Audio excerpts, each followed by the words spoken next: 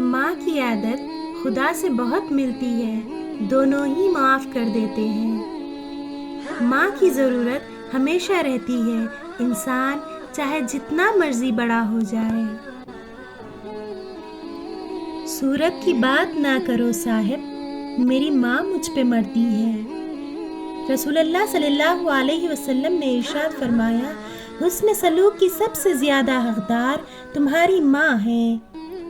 نبی کریم صلی اللہ علیہ وسلم نے فرمایا کہ ماں کا حق ادا کرتے رہو، قسم ہے اللہ کی اگر تم اپنا گوشت کاٹ کر اسے دے ڈالو جب بھی اس کا چوتھائی حق ادا نہ ہوگا۔ میری ماں کا مزاج مت پوچھو، صرف باتوں سے مان جاتی ہے۔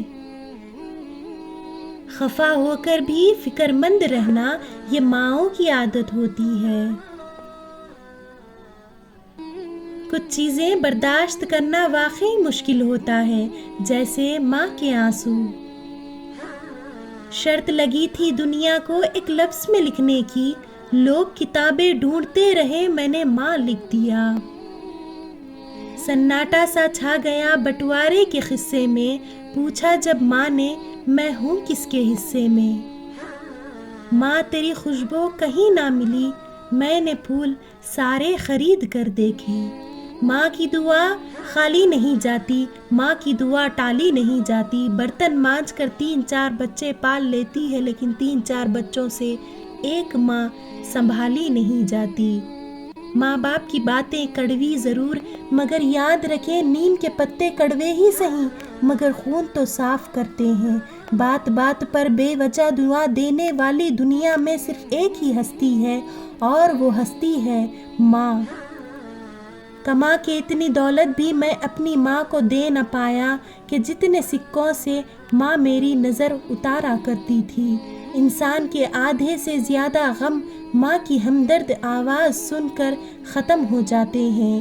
ایک تیرا ہی پیار سچا ہے ماں، لوگوں کی تو شرطیں ہی بہت ہیں۔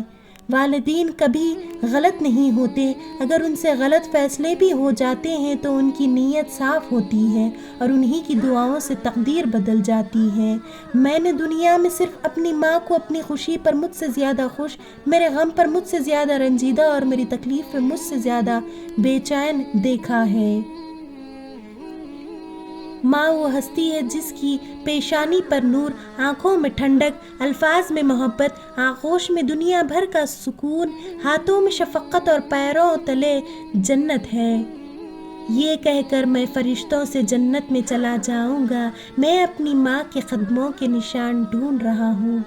لبوں پہ اس کے کوئی بد دعا نہیں ہوتی، بس ایک ماں ہے جو کبھی خفا نہیں ہوتی۔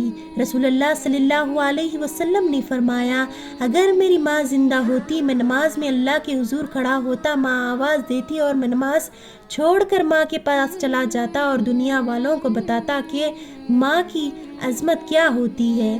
ہر مشکل آسان ہوتی ہے جب تک ماں زندہ ہوتی ہے۔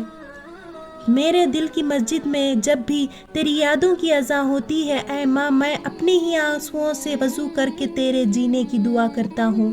حالات برے تھے مگر رکھتی تھی نواب بنا کر، ہم غریب تھے یہ صرف میری ماں جانتی تھی۔ اگر تم 70 سال تک خانہ کعبہ کا طواف کر کے اس کی نیکیاں ماں باپ کو ہدیہ کرتے رہے، تب بھی تم آنسو کے قطرے کا بوجھ ہلکا نہیں کر سکتے جو تمہاری بدسلوکی کی وجہ سے تمہارے ماں باپ کے آنکھ سے گرا ہے۔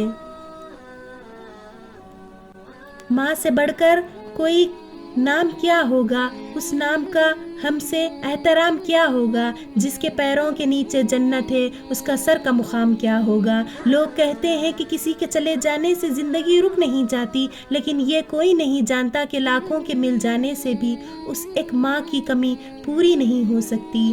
میرے رب نے ماں کو ایسا رتبہ دیا، محبت سے ماں کو دیکھنا بھی عبادت ہے۔ ماں سے کبھی شکوہ نہ کرنا کہ انہوں نے آپ کو کیا دیا، شاید ان کے پاس بھی ساری زندگی یہی تھا۔